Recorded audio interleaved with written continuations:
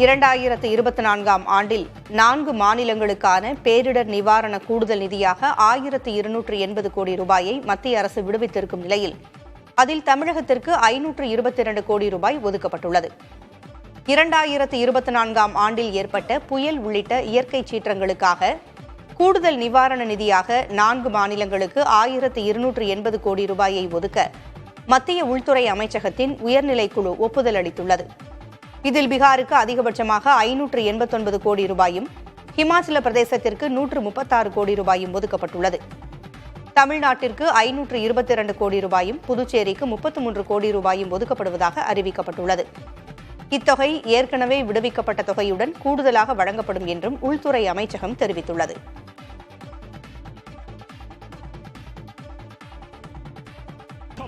தர்பூசணி பழங்களில் ரசாயனம் கலப்பதாக தகவல் பரப்பப்பட்ட நிலையில் கொள்முதல் கடுமையாக சரிந்துள்ளது.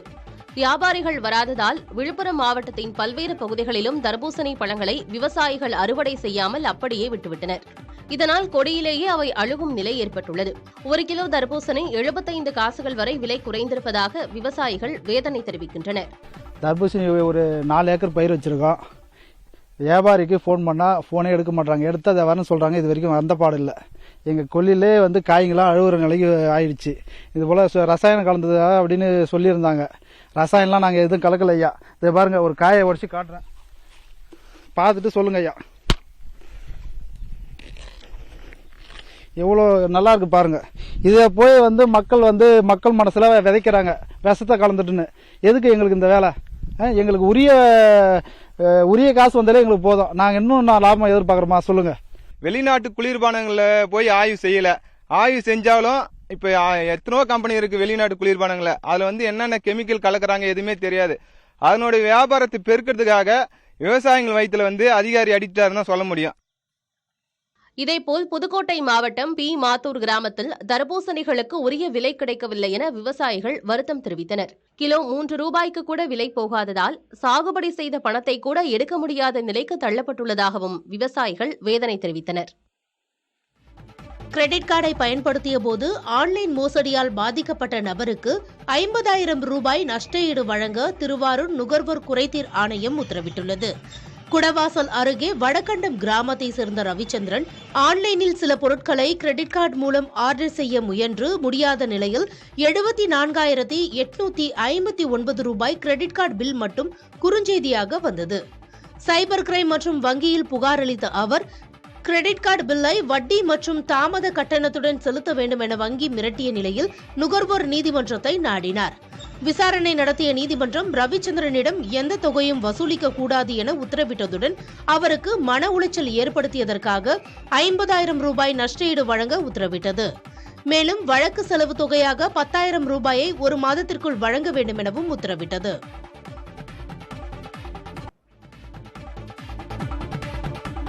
தஞ்சாவூரில் உள்ள அன்னை சத்யா ஸ்டேடியத்திற்கு அருகே காயமடைந்த ஆண்மயில் ஒன்று குப்பையில் உணவு தேடி அலைந்தது காண்போரை கலங்க வைத்தது. வயல்வெளிகளில் உணவு இல்லாததால் நகர பகுதிக்குள் வந்த மயிலுக்கு காலில் அடிபட்ட நிலையில் உணவு தேடி அலைந்தது பரிதாபத்தை ஏற்படுத்தியது.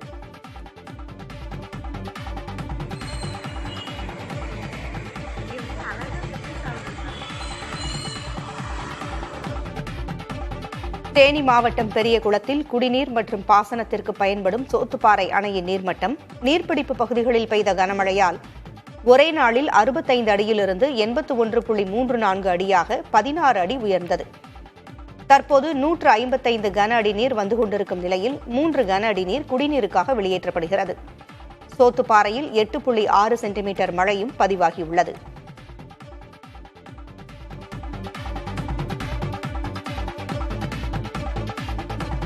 அதிமுகவுடன் கூட்டணி வேண்டாம், வேண்டும் மீண்டும் அண்ணாமலை என்பன உள்ளிட்ட வாசகங்களுடன் விருதுநகரின் பல பகுதிகளிலும் போஸ்டர்கள் ஒட்டப்பட்டுள்ளன.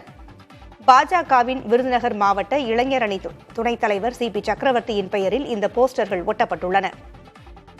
அதிமுக பாஜக கூட்டணிக்கு எதிர்ப்பு தெரிவித்தும் பாஜக மாநில தலைவர் அண்ணாமலைக்கே மீண்டும் தலைவர் பதவி வழங்க வேண்டும் என்றும் இதில் வலியுறுத்தப்பட்டுள்ளது.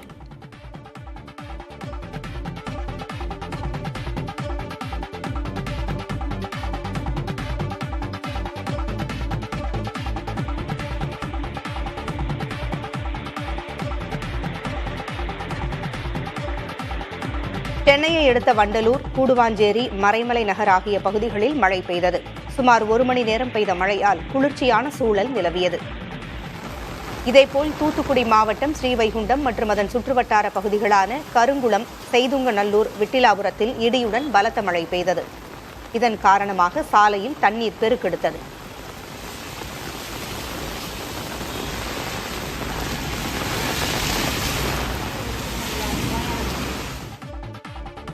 தேனி மாவட்டம் கம்பத்தில் பலத்த காற்றுடன் பெய்த மழையால் 4 வீடுகள் இடிந்து சேதமடைந்தன.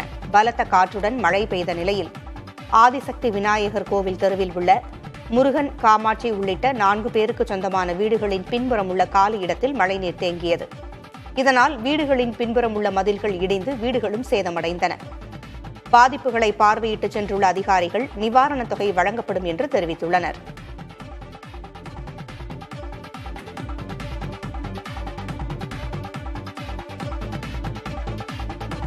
கன்னியாகுமரி மாவட்டம் குழித்துறை தடுப்பணை வழியாக பொதுமக்கள் நடந்து செல்ல பொதுப்பணித்துறை தடை விதித்துள்ளது. நேற்று பெய்த மழையில் குழித்துறை தடுப்பணை நிரம்பி தண்ணீர் பாய்ந்து வருகிறது. குமரியில் பெரும்பாலான பகுதிகளில் நேற்று கனமழை பெய்த நிலையில் தாமிரபரணி ஆற்றிலும் நீர்வரத்து அதிகரித்துள்ளது.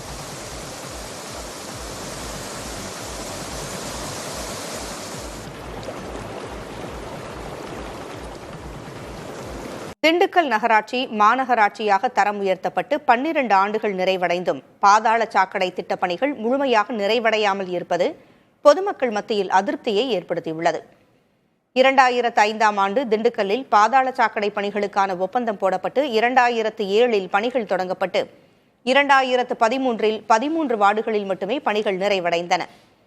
இச்சூழலில் 2014ஆம் ஆண்டு 48 வார்டுகளை கொண்ட மாநகராட்சியாக திண்டுக்கல் முதல்நிலை நகராட்சி தரம் உயர்த்தப்பட்டது. இதைத் தொடர்ந்து 10 ஆண்டுகள் கழித்து 2024இல் மீதமுள்ள வார்டுகளில் பாதாள சாக்கடை அமைப்பதற்காக 208.5 கோடி ரூபாய்க்கான பணி உத்தரவு தனியார் நிறுவனத்திற்கு வழங்கப்பட்டது. ஆனால் இதுவரை பணிகள் நிறைவடையவில்லை என்று திண்டுக்கல் நகர மக்கள் வேதனை தெரிவிக்கின்றனர். 20 வருஷம் ஆகியுமே அந்த பாதாள சாக்கடை திட்டம் அப்படின்றது இந்த 48 வார்டுக்குமே முழுமையாக வரல. மொத்தமே ஒரு 20 வார்டுக்குள்ளே தான் வந்திருக்கும் அந்த பாதாள சாக்கடை திட்டம். இன்னும் 28 வார்டுகள் பக்கத்தில் செயல்படுத்தவும் இல்லை. இன்னும் பாதாள சாக்கடை திட்டத்தை பற்றி மாநகராட்சிக்கு என்ன ஐடியா இருக்குன்னு தெரியலை. காலதாமதமின்றி எந்தவித அலட்சியமும் இல்லாமல் மாநகராட்சி நிர்வாகம் உடனடியாக வரி வசூலிப்பதில் முக்கியம் காட்டாமல் மக்களின் தேவைகளை உடனடியாக சரி செய்ய வேண்டும் என்று அன்போடு கேட்டுக்கொள்கிறேன். இது தொடர்பாக மாநகராட்சி அதிகாரிகளிடம் கேட்டபோது விடுபட்ட பாதாள சாக்கடை திட்டத்திற்கான நடைமுறைகள் முடிக்கப்பட்டிருப்பதாகவும் விரைவில் பணிகள் தொடங்கப்படும் என்றும் தெரிவித்தனர். தொழில்நுட்பம் குறித்து அறிமுகம் இல்லாதவர்களை ஏமாற்ற AI வழிவகுக்கும் என சைபர் தடுப்பு பிரிவு நிபுணர் கார்த்திகேயன் எச்சரித்துள்ளார். புதிய தலைமுறைக்கு அவர் அளித்த பிரத்யேக பேட்டியில் இவ்வாறு கூறினார். இதுல நிறைய பிரச்சனைகள் வர்றதுக்கான வாய்ப்புகளும் இருக்கு. என்னன்னு பிகாஸ் இப்ப இந்த கிப்லி இமேஜஸ் கிரியேட் பண்றது ஒரு விஷயத்துல பாத்தீங்கன்னா காப்பிரைட் வயலேஷன் கிரியேட் பண்றதுக்கு நிறைய சான்சஸ் இருக்கு. ஏன்னு கேட்டீங்க அப்படின்னா இந்த கிப்லி இந்த சாட் ஜிபிடி கொடுக்குது அப்படின்போது ட்ரெயின் பண்றதுக்கு நிறைய காப்பிரைட்டட் இமேஜஸ் தான் யூஸ் பண்ணிருப்பாங்க. ஏன்னா பிகாஸ் இப்ப அவங்க கிரியேட் பண்ற இமேஜ் கம்ப்ளீட்டா வேற இமேஜா இருந்தாலும் இது இந்த மாதிரி கொடுத்தோம்னா இந்த மாதிரி கிப்லி ஆர்ட்ஸ்ல கொண்டு வரணும் அப்படின்றதுக்கு ட்ரெயின் பண்றதுக்கு ஏஐ ட்ரெயினுக்கு நிறைய காப்பிரைட்டட் இமேஜஸ் கொடுத்துருப்பாங்க.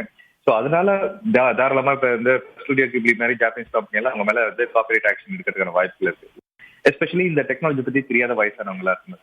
ஸோ இப்போ அவங்கள ஏமாத்துறதுக்கு இந்த மாதிரி நிறைய விஷயங்கள் பயன்படுத்துகிற வாய்ப்புகள் நிறைய இருக்கு. இன்ஃபேக்ட் அந்த கிப்லி ஆர்ட்டுக்கு முன்னாடி இல்லையோ இந்த மாதிரி ஏஐ டூலுக்கு முன்னாடி இந்த மாதிரி ஃபேக்கா கிரியேட் பண்ணாங்களா இல்லையான்னு கொஸ்டின் கேட்டீங்கன்னா கண்டிப்பா கிரியேட் பண்ணியிருக்காங்க. பட் ஒன்லி எக்ஸ்பர்ட்ஸ், அந்த ஃபேக்கா கிரியேட் பண்ற எக்ஸ்பர்ட்ஸ் தான் பண்ணிட்டு இருந்தாங்க.